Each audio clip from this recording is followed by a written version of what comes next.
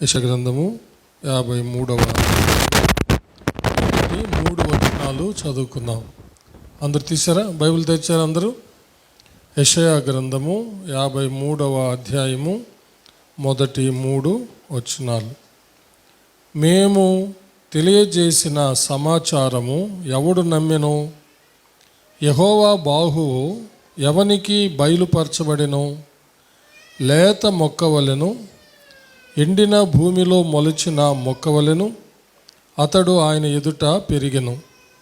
అతనికి సురూపమైనను సొగసైనను లేదు. మనం అతని చూచి అపేక్షించినట్లుగా అతని యందు సురూపము లేదు. అతడు తృణీకరింపబడిన వాడును ఆయను, మనుషుల వలన విసర్జింపబడిన వాడును, వ్యసనాక్రాంతుడుగాను వ్యాధిని అనుభవించిన వాడుగాను మనుషులు చూడనొల్లని వాడుగాను ఉండెను. అతడు తృణీకరింపబడిన వాడు గనుక మనము అతనిని ఎన్నిక చేయకపోతిమి. దేవుడు తన పరిశుద్ధ వాక్యమును మన ఆత్మీయ మేళ నిమిత్తమై మన వెనుకడిలో దీవించునుగాక. అందరూ తలలోంచి కళ్ళు మూసుకోనండి. మహాపరిశుద్ధుడు అయిన మా ప్రియ పరలోకపు తండ్రి, దయగల మా దేవ యెహోవా, మీకు వందనములు, స్తుతులు, స్తోత్రములు చెల్లిస్తున్నాము. మీ దీన దాసుడునైన నన్ను మీ సిలువ చాటున మరుగు చేసుకుని నాతోనూ మా అందరితోనూ మాట్లాడమని క్రీస్తు పేర వేడుకొంచున్నాము తండ్రి. ఆమేన్. హల్లెలూయా. అపోస్తలుడైన పౌలు గారు రోమాపత్రికలో 3వ అధ్యాయము 23వ వచనంలో ఇలాగ రాశారు. చదవండి. ఏ భేదమును లేదు, అందరూ పాపము చేసి దేవుడు అనుగ్రహించు మహిమను పొందలేకపోతున్నారు. ఈ లోకంలో ఉన్నటువంటి ప్రజలందరూ ఆ రోజుల్లో ఇజ్రాయేలీలు ఏమనుకునే వాళ్ళంటే, మెస్సయ్య మన కొరకే వస్తాడు, మెస్సయ్య మన కొరకే వస్తాడు అని వాళ్ళ యొక్క ధర్మశాస్త్రంలో, ప్రవక్తల గ్రంథాల్లో వ్రాసినటువంటి సంగతులు వాళ్ళు ధ్యానించుకొని గ్రహించుకొని అలాగ వాళ్ళు విశ్వసించి ఎదురు చూస్తూ ఉన్నటువంటి ఆ కాలం అన్నమాట. కానీ బైబిల్ ఏం చెప్తుందంటే, మన ప్రభు అయినటువంటి యేసుక్రీస్తుల వారు ఏ భేదము లేకుండా పాపులై ఉన్నటువంటి సర్వ మానవాళి కొరకు ఈ లోకానికి పంపబడ్డాడు, వచ్చాడు అని. హల్లెలూయా. ఈ సమాచారం చెప్తే ఎవడు నమ్మడం లేదంట. ఆనాడే యెషయా ప్రవక్త ద్వారా యేసు ప్రభు పుట్టక ముందే ఈ సమాచారము ఎవడు నమ్ముతున్నాడు? ఇప్పటికి కూడా అనేక మంది నమ్మట్లేదు. ఆఖరికి దేవుని ప్రజలని చెప్పబడినటువంటి, లేక మెస్సయ్య మా కొరకే వస్తాడని చెప్పుకున్నటువంటి యూదులు, ఇశ్రాయేలీలు కూడా ఇంకా అనేక మంది, అంటే మ్యాక్సిమం నంబర్ ఇంకా అంగీకరించడం లేదు ఈ సువార్తని, ఈ సమాచారాన్ని. యేసుక్రీస్తు సర్వమానవాళి కోసం ఒక లేత మొక్కగా ఎండిన భూమిలో మొలిచాడు అని చెప్తే ఇప్పటికి కూడా అనేకులు ఆ సమాచారాన్ని నమ్మటం లేదనమాట. ఈ యొక్క ఎండిన భూమి అనేది మనం గమనిస్తే పాపులైపోయినటువంటి ఇజ్రాయేలీల్ని, పాపులైపోయినటువంటి లోక ప్రజలందరినీ చూపిస్తుందన్నమాట. చేసిన పాపాలను బట్టి జీవాన్ని కోల్పోయారు, అంటే ఎండిపోయారు అన్నమాట. ఏమైపోయారు? ఎండిపోయారు, జీవం లేదు. అంటే పాపం వలన ఎండిపోయారు, జీవాన్ని కోల్పోయారన్నమాట. ఇక జీవం పొందుకునేటటువంటి అవకాశమే లేకుండా పోయింది. ఇశ్రాయేలీయులు ఏం నమ్మేవాళ్ళు అంటే దేవుని వాక్కు జీవము అని నమ్మేవాళ్ళు. హలో, దేవుని వాక్కు జీవము, దేవుని వాక్కు వెలుగు అని వాళ్ళు నమ్మేవాళ్ళు. ఇంకా దేవుడు వెలుగు అని నమ్మేవాళ్ళు అన్నమాట. దహించి అగ్ని అని నమ్మేవాళ్ళు, ఎందుకంటే దేవుడు వాళ్ళకు అలాగ ప్రత్యక్షమయ్యాడు. మోషేకు మాత్రమే ఆయన ముఖాముఖిగా దర్శనమిచ్చి మాట్లాడాడు. ఇంకా మిగతా ఇశ్రాయేలు అందరూ ఏంటంటే ఆ దహించి అగ్నిగా సీనాయి పర్వతం మీద వాళ్ళు దేవుడు దిగి రావడం చూశారన్నమాట. తర్వాత రాత్రి అగ్ని స్తంభములో, పగలు మేఘ స్తంభంలో దేవుడు ఉండడం వాళ్ళు చూశారు. ఆయన స్వరాన్ని విన్నారు. అంతేగాని దేవుడు వారి మధ్య నివసించడం, వారితో కలిసి జీవించడం, మానవుడిగా జన్మించి ఆయన సంచరించాడు, ఆయన ఈ లోకంలో పుట్టాడు, జీవమై పుట్టాడు అంటే ఆ సమాచారాన్ని మాత్రము నమ్మడం లేదన్నమాట. అయితే వాళ్ళ గ్రంథాలే, దేవుడు వాళ్ళకి ఇచ్చిన ప్రవక్తల గ్రంథాలే, వారికి ఇచ్చినటువంటి రాజులు రాసిన గ్రంథాలే, సమూయేలు రాసినటువంటి గ్రంథాలే, దేవుడు రాయించినటువంటి 5 కాండాలు, పరిశుద్ధ బైబిల్ గ్రంథంలో ఉన్న ప్రవక్తల గ్రంథాలన్నీ తెలియజేస్తున్న యేసును వాళ్ళు నమ్మడంలే. ఆ సమాచారాన్ని చెబితే ఎవడూ నమ్మడంలే. ఆఖరికి అపోస్తులుడు అయిన పౌలుగా మారినటువంటి సౌలు కూడా నమ్మలేదు. దమస్కు మార్గంలో పునరుద్ధానుడైన యేసయ్య సౌలును ఎదుర్కొని అతని మనోనేత్రములను వెలిగించిన తర్వాత అతడు ఏ యేసునైతే తృణీకరించాడో క్రీస్తు కాదని, అనగా మెస్సయ్య కాదని, అదే యేసు మెస్సయ్య క్రీస్తు అని నమ్మి ఆయన అద్భుత రీతిగా పరిశుద్ధ బైబిల్ గ్రంథంలో ఉన్నటువంటి లేఖనాలను, మెస్సయ్యను గురించి అనగా క్రీస్తుని గురించిన ఆ లేఖనాలన్నీ కూడా రుజువు చేస్తూ యూదుల్ని, ఇశ్రాయేలీలందరినీ, ఎంతోమందిని ప్రభువులోకి నడిపించాడు. మహాగణులు లాంటి వారిని ఆయన రాజులను సహా వణికించాడు సత్యాన్ని బోధిస్తూ. అలాగ అనేకులు మార్చాడు. అంత మాత్రం కాకుండా అన్యులలో సువార్త ప్రకటించడానికి ఆయన ఏర్పరచబడి అన్యులను కూడా అనేక మందిని రక్షించి అన్య ప్రాంతాల్లో, అన్య దేశాల్లో కూడా, అన్య పట్టణాల్లో కూడా క్రీస్తు సంఘాలని ఆయన స్థాపించినట్టుగా మనకు బైబిల్ స్పష్టంగా తెలియచేస్తూ ఉంది. అయితే ఇప్పటికి కూడా యెషయా ప్రవక్త గ్రంథంలో రాయబడిన మాట, మేము తెలియచేసిన సమాచారం ఎవడు నమ్మాను అనే మాట ఇప్పటికి కూడా పనిచేస్తూనే ఉంది. అంటే అనేక మంది నమ్మలేకపోతూ ఉన్నారన్నమాట. అయితే నమ్మినటువంటి వాళ్ళందరూ జీవాన్ని పొందుకున్నారు. అంటే చచ్చిన స్థితిలో ఉన్నటువంటి వాళ్ళందరూ జీవాన్ని పొందుకున్నారన్నమాట. పౌలు గారు సెలవిచ్చిన ప్రకారము ఏ భేదము లేదు, అందరూ పాపం చేసి దేవుడు అనుగ్రహించి మహిమను పొందలేకపోతున్నారు అని అంటే వాళ్ళు పాపం చేసి పాపంలో జీతమైన మరణానికి పాత్రులయ్యారు. వాళ్ళు పాపం చేసినందువల్ల చచ్చిన స్థితిలో ఉన్నారని జీవాన్ని కోల్పోయారు.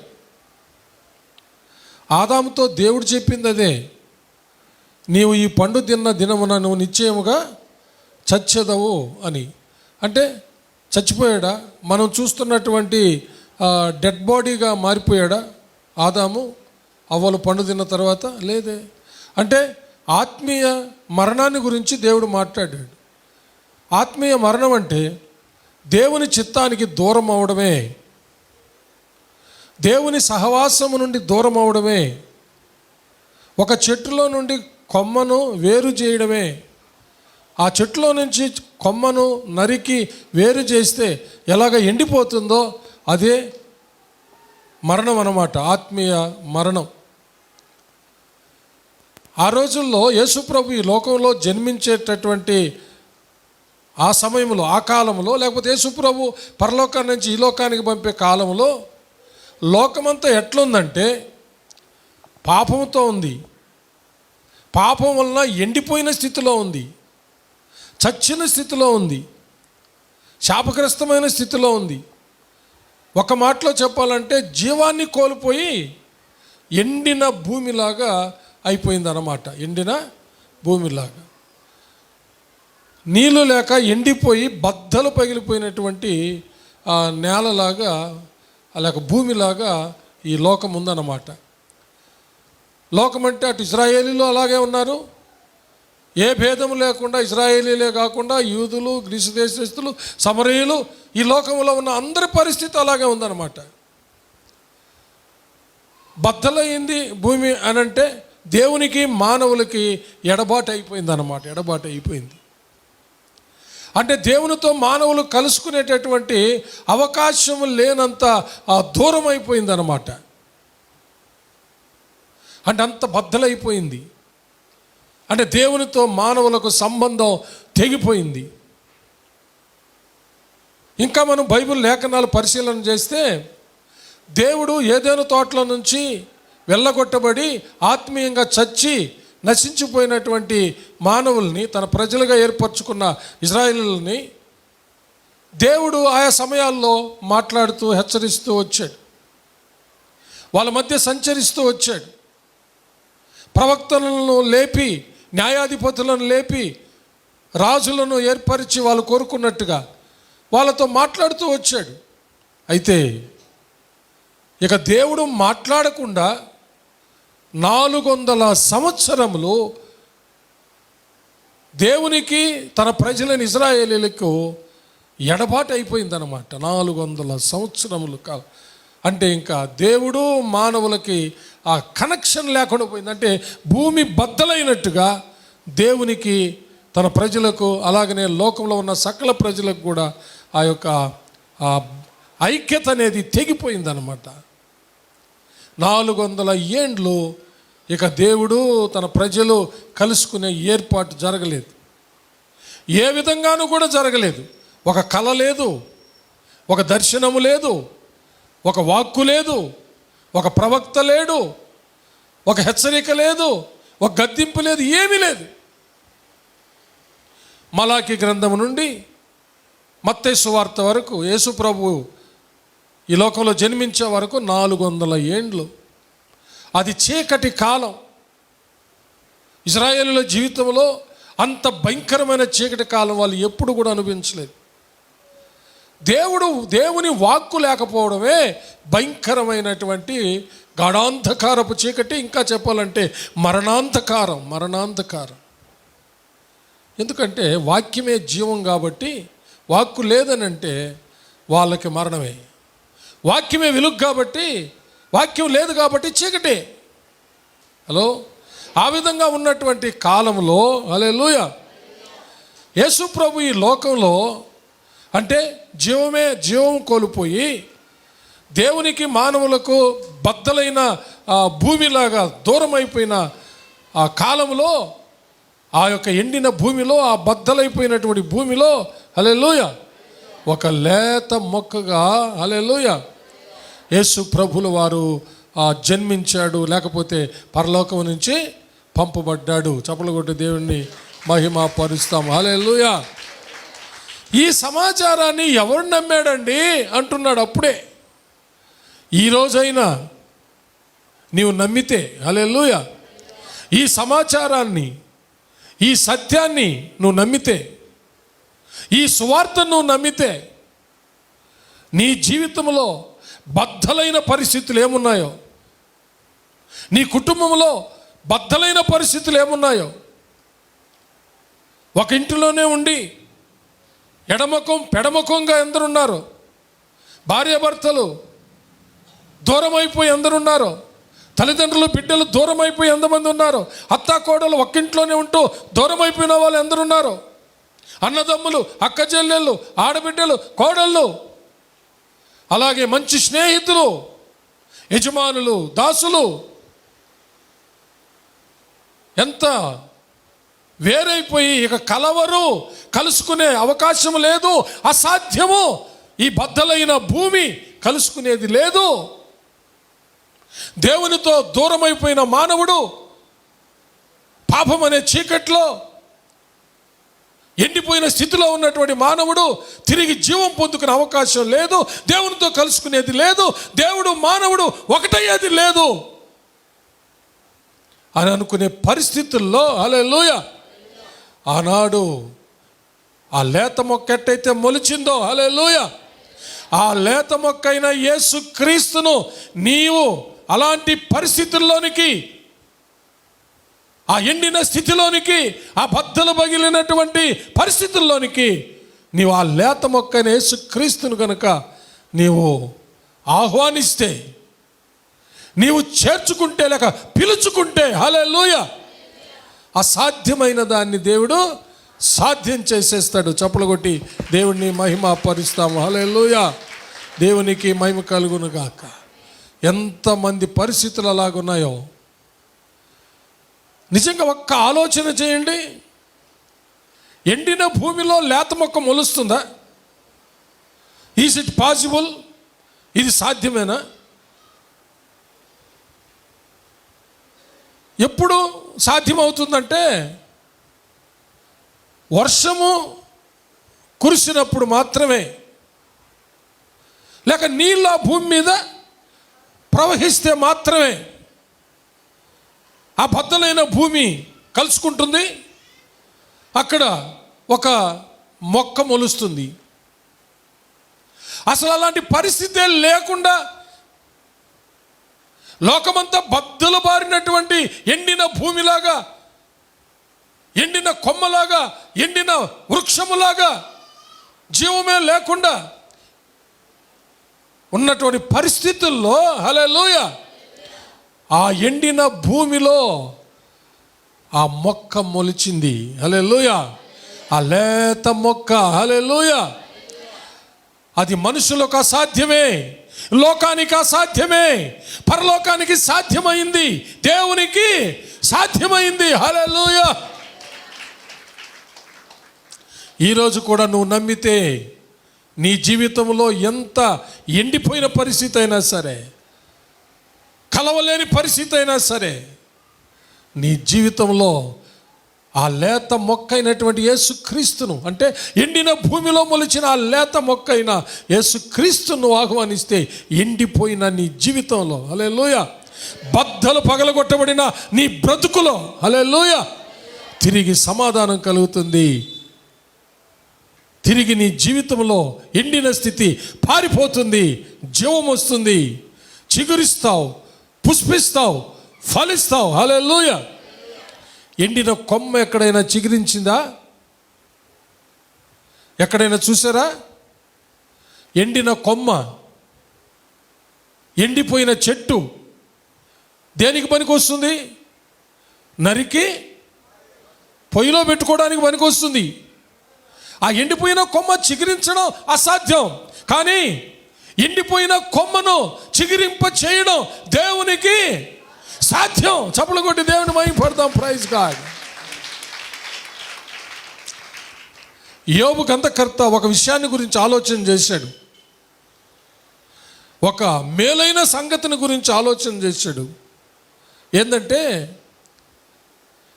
పాప సహితునిలో నుండి పాపరహితుడు పుడితే ఎంత మేలు అని ఆలోచన చేశాడు. చప్పలు కొట్టి దేవుణ్ణి మహింపరుద్దాం. యోబు గ్రంథం 14వ అధ్యాయం 4వ వచనం చదవండి. పాప సహితునిలో నుండి పాపరహితుడు పుట్టగలిగిన ఎంత మేలు అని ఆలోచించగలిగాడు ఆయన. హల్లెలూయా కానీ ఆయన ఆలోచన భంగం అయిపోయింది. ఎందుకంటే అలాగున ఎవడునో పుట్టనేరడు కదా, పుడితే మేలే. ఎందుకంటే ఈ లోకాన్ని, పాప సహితమైన ఈ లోకాన్ని హల్లెలూయా రక్షించగలడు. చప్పలు కొట్టి దేవుని మహిమగలుగుతాడు. విమోచించగలడు, వెలిగించగలడు.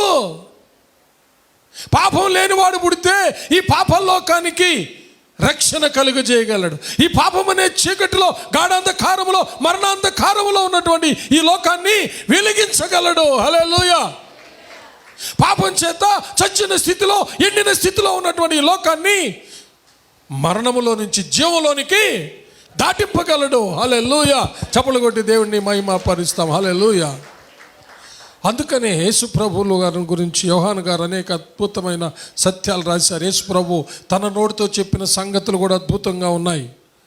యోహాను సువార్త 5వ అధ్యాయము 24వ వచనాన్ని చదవండి. నా మాట విని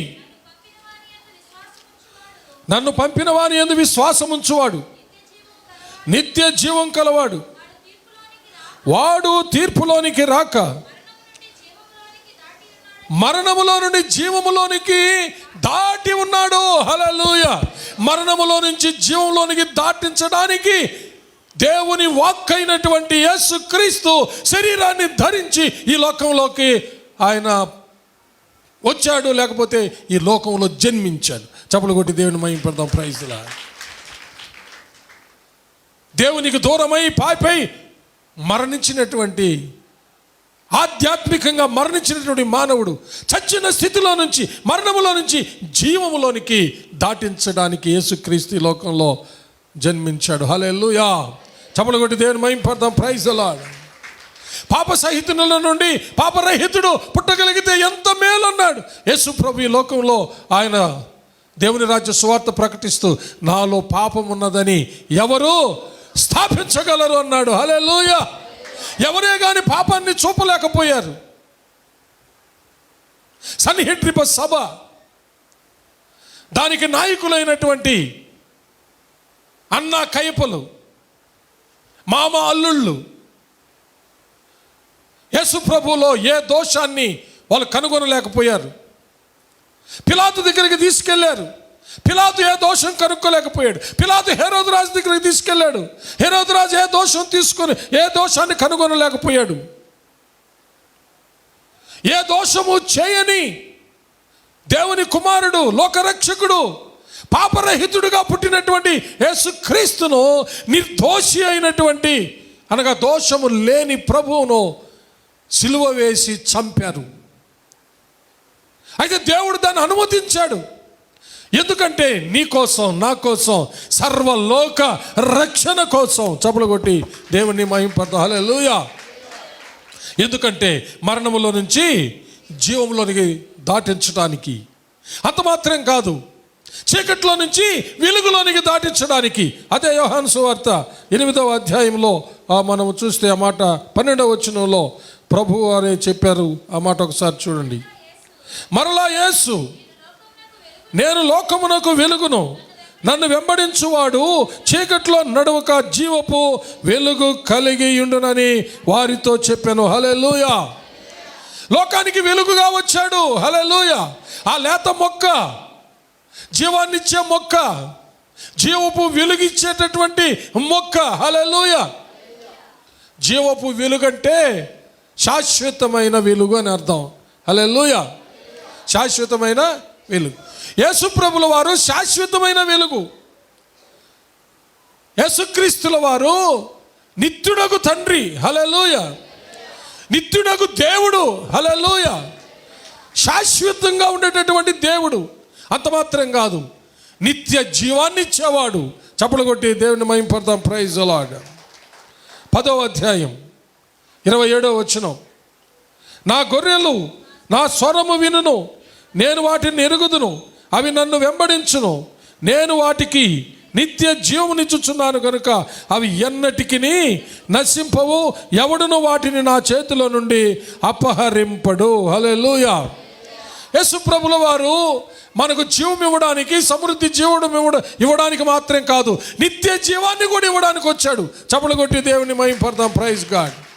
అందుకనే 10వ వచనములో దొంగతనమును, హత్యను, నాశనమును చేయుటకు వచ్చును గాని మరి దేనికి నీ రాడు. గొర్రెలకు జీవం కలుగుటకును అది సమృద్ధిగా కలుగుటకును నేను వచ్చితినని మీతో నిశ్చయముగా చెప్పుచున్నాను. ఆ లేత మొక్క జీవాన్ని చూపిస్తుంది, జీవమై ఉన్న క్రీస్తుని చూపిస్తుంది. హల్లెలూయా. యేసు ప్రభువే చెప్పాడు, నేనే జీవమని. యోహాను సువార్తలోనే 14వ అధ్యాయము 6వ వచనం చదవండి. నేనే మార్గము, నేనే సత్యము, నేనే జీవము. చప్పలు కొట్టి దేవుని మహిమపడతాం. ప్రైజ్. ఆ లేత మొక్క యేసుక్రీస్తు అనే జీవాన్ని గురించి మనకు బోధిస్తుంది. హల్లెలూయా. ఆ జీవమైనటువంటి యేసుక్రీస్తే పాపులైనటువంటి మానవాళికి హల్లెలూయా రక్షణ కలుగజేసి మరణములో నుంచి జీవంలోనికి దాటించి ఆ జీవాన్ని సమృద్ధిగా ఇచ్చి ఆఖరకు నిత్య జీవాన్ని కూడా ప్రసాదిస్తుంది. హల్లెలూయా.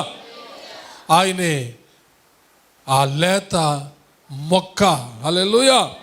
దేవునికి మహిమ కలుగును గాక.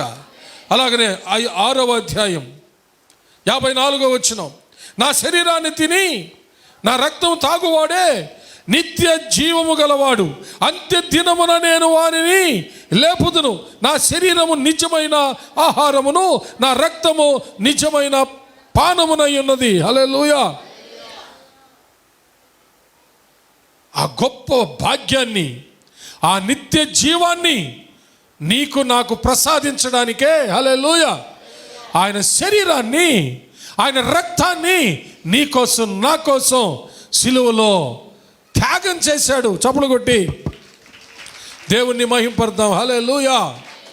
ఈ సత్యాలు గ్రహించి ఆయన అర్పించిన ఆయన శరీరానికి గుర్తుగా ఈ రొట్టెను, ఆయన చిందించిన తన అమూల్యమైన రక్తానికి గుర్తుగా ఈ ద్రాక్ష రసాన్ని, ఈ సమాచారాన్ని నమ్మి బాప్తిసం పొంది క్రీస్తు సంఘములో చేర్చబడి క్రీస్తు నూతన రక్త నిబంధనలో సభ్యులై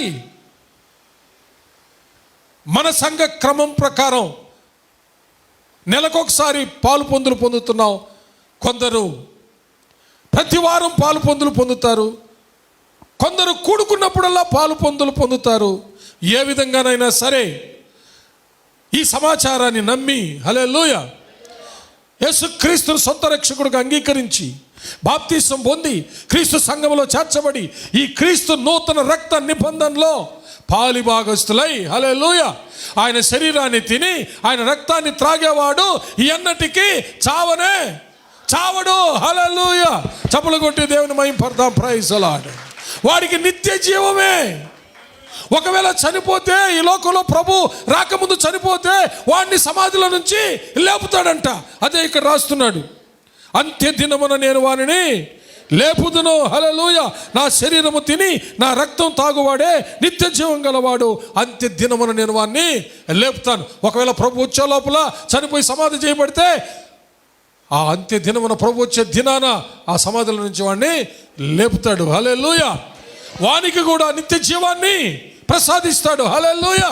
అంత మాత్రం కాదు, ఒకవేళ ప్రభు వచ్చే లోపల సజీవులమై నిలిచి ఉంటే మనం కూడా రెప్పపాటు కాలంలో మార్పు చెంది, అనగా ఈ క్షయమైపోయే ఈ దేహం అక్షయ దేహాన్ని ధరించుకొని, ఈ మర్త్యమైన ఈ దేహం అమర్త్యతను ధరించుకొని, ఈ రక్తమాంసాలు మహిమ దేహంగా మారిపోయి రెప్పపాటు కాలంలో వారు సమాధుల్లో నుంచి లేపబడితే యేసుప్రభు వచ్చే లోపల సజీవులైన మనము మార్పు చెందితే అందరం కలిసి మేఘాల మీద హల్లెలూయా చప్పలు కొట్టి దేవుని మహింపడతాం.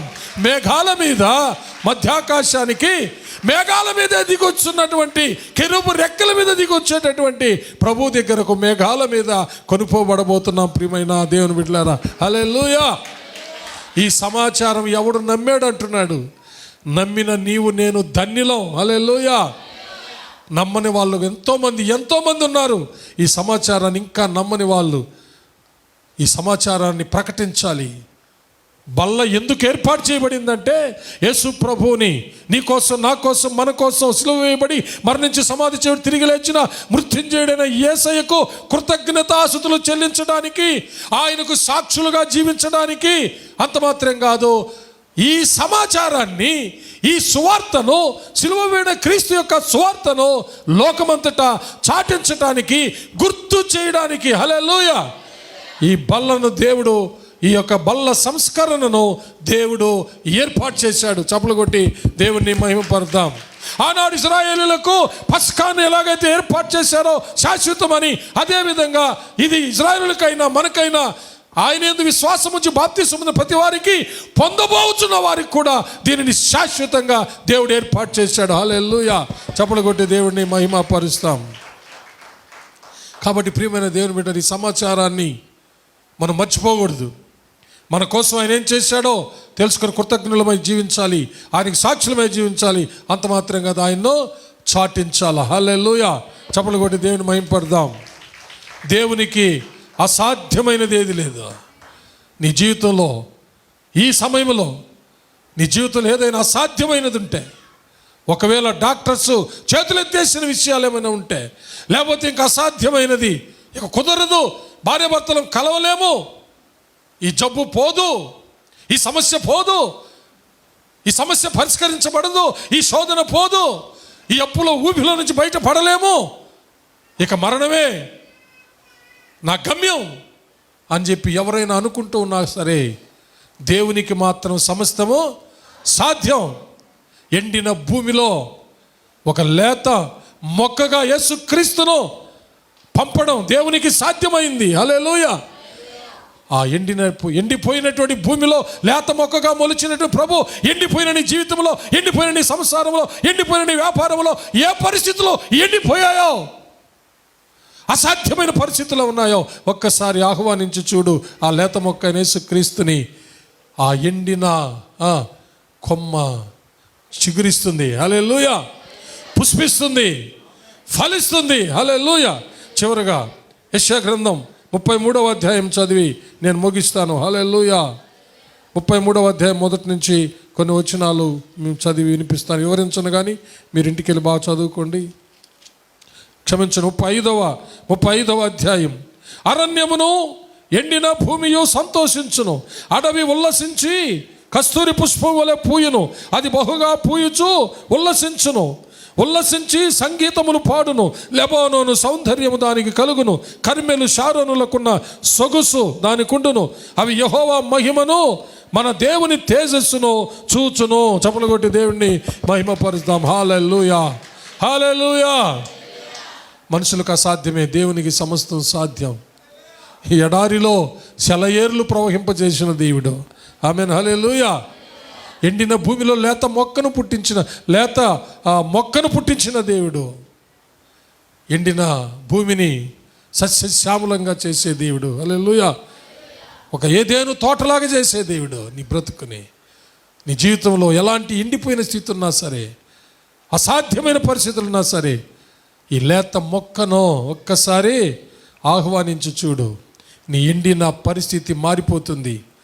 ఎడారి బ్రతుకు, ఎడారి వాతావరణం మారిపోతుంది. ఒక చక్కని ఉద్యానవనం అయిపోతుంది. సెలయేర్లు పుట్టించి ప్రవహింపజేసి సస్యశ్యామలంగా చేయగల దేవుడు, ఈ లేత మొక్కను మొలిపించిన దేవుడు, సృష్టికర్త అయిన తండ్రి. హల్లెలూయా.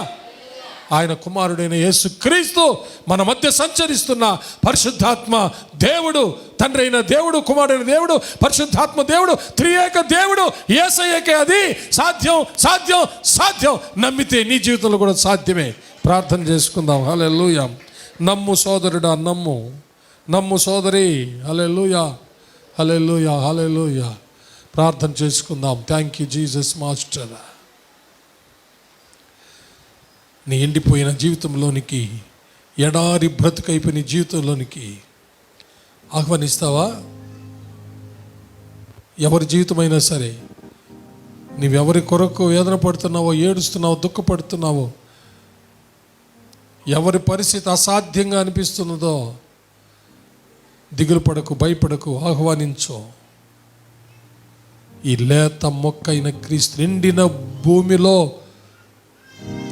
మొలవగలిగినటువంటి, ఎండిన భూమిలో, బద్దలైన భూమిలో, బద్దలైన భూమిలో మొలవగలిగినటువంటి ఈ మొక్క నీ ఎండిన బ్రతుకులో, నీ ఎండిపోయిన సంసారములో, నీ ఎండిపోయిన వ్యాపారములో, నీ ఎండిపోయిన ఏ పరిస్థితి అయినా సరే అందులో ఒక చిగురుగా పుట్టగలడు. ఆయన పుష్పింప చేయగలడు, ఫలింప చేయగలడు. ఆయనకు సమస్తము సాధ్యం.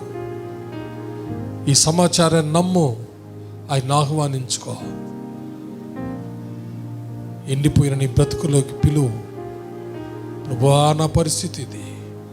తప్పకుండా దేవుడు సహాయం చేస్తాడు. ప్రార్థన చేసుకుందాం. అందరూ తలలోంచి కళ్ళు మూసుకొని ప్రార్థన చేసుకోండి. Thank you Jesus.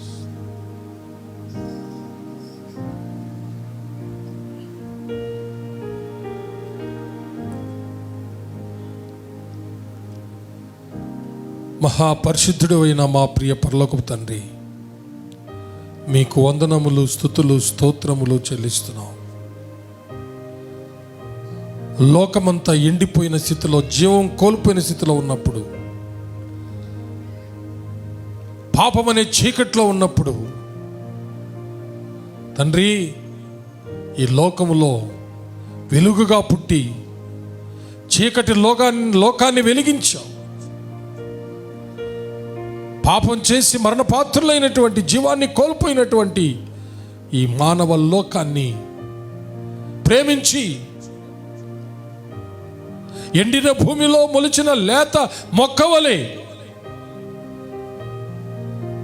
మీ కుమారుణ్ణి జీవమై పంపి మరణములో నుంచి జీవంలోనికి దాటించిన దేవా, మీకు వందనములు, స్తోత్రములు, స్తోత్రములు.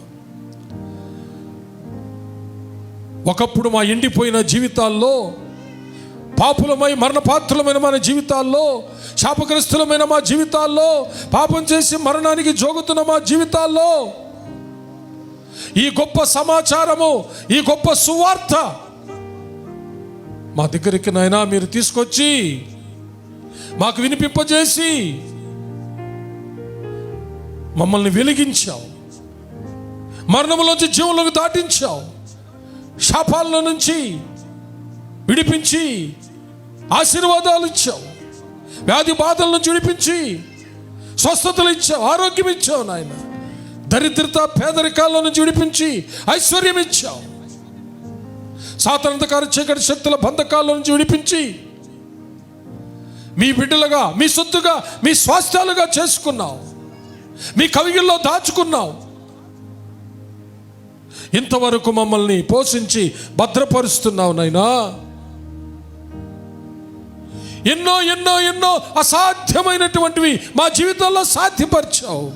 మీకు స్తోత్రములు అయ్యా. ఇంకా ఎంతమంది మిమ్మల్ని చేర్చుకోక, మిమ్మల్ని పిలుచుకోక, మిమ్మల్ని ఆహ్వానించుకోక, హృదయాన్ని తెరిచి ఎండిన భూమిలో లేత మొక్కగా మొలిచిన మీ కుమారుణ్ణి హృదయాల్లోనికి చేర్చుకోక తండ్రి చచ్చే స్థితిలో ఉన్నారో, జీవాన్ని కోల్పోయి ఎండిపోయి ప్రభువా నరకబడి అగ్నిలో వేయబడ్డానికి, త్రోయబడ్డానికి జోగుతూ ఉన్నారో అయ్యా, ఒక్కసారి వాళ్ళని కనికరించండి. ఈ మధ్యాహ్నం వేళ ఈ సందేశాన్ని విని ఎవరైతే వారి ఎండిన జీవితాల్లోనికి, ఎండిన పరిస్థితుల్లోనికి, ఎండిపోయిన విషయాల్లోనికి మిమ్మల్ని ఆహ్వానిస్తున్నారో దేవా, ఎండిన భూమిలో మొలిచిన లేత మొక్కైన మా ప్రభువా, ఎండిపోయిన ఆ కొమ్మలాగా ఉన్నటువంటి వారి జీవితాలను, వారి బ్రతుకుల్ని, వారి వ్యాపారాల్ని తండ్రి, వారి యొక్క పరిస్థితులన్నిటినీ తండ్రి మార్చివేసి, ఆ ఎడారి బ్రతుకును మార్చేసి, ఎండిపోయిన వాతావరణాన్ని మార్చేసి, చిగురింపజేసి, పుష్పింపజేసి, ఫలింపజేసి ఒక చక్కని ఉద్యానవనంగా మార్చునైనా. అది మీకు మాత్రమే సాధ్యము. ఎడారిలో సెలయేర్లను పుట్టించి, సెలయేర్లను ఉపికింపజేసి, ప్రవహింపజేసి, ఎడారులను కస్తూరి పుష్పం వలె పుష్పింపజేసే దేవుడు నైనా. ఎడారి బ్రతుకు ఉల్లసించేటట్టు చేసే దేవుడు నాయనా. దేవదారు మ్రానులను మొలిపించే దేవుడు నాయనా. జ్ఞాపకం చేసుకోండి. అలాంటి బ్రతుకులు ఎవరైతే నాయనా బతుకుతూ ఉన్నారో, ఇంక ఎందుకు మరణమే శరణం అనుకొని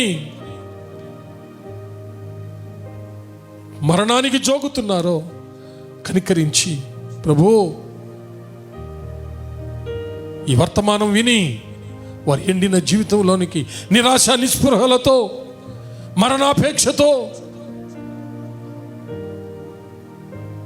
జోగుతున్నటువంటి, కృంగి ఉన్నటువంటి, చింతిస్తున్నటువంటి వారి జీవితాలను ఒక్కసారి దర్శించమని, వారి జీవితంలో ఆ లేత మొక్కను మొలిపించి అయినా చిగురింపజేసి, పుష్పింపజేసి, ఫలింపజేసి మీకు సాక్షులుగా నిలబెట్టుకోమని ప్రార్థన చేస్తున్నాం. అలాగనే మీ శరీర రక్తాల్లో పాలు పొందే మేము ఎల్లప్పుడూ మీకు ఇష్టలైన బిడ్డలుగా జీవిస్తూ మీ జీవాన్ని పొందుకున్న మేము సమృద్ధి జీవాన్ని మీరు అనుగ్రహిస్తూ ఉండగా పొందుకొని నిత్య జీవానికి మీ స్వరాన్ని వింటూ మీ అడుగుజాడల్లో నడుస్తూ కుడి ఎడమలకు తొలగకుండా మీ అడుగుజాడల్లోనే నడుస్తూ నిత్య జీవం చేరడానికి మీ కృప దయచేయమని ప్రార్థిస్తున్నాం.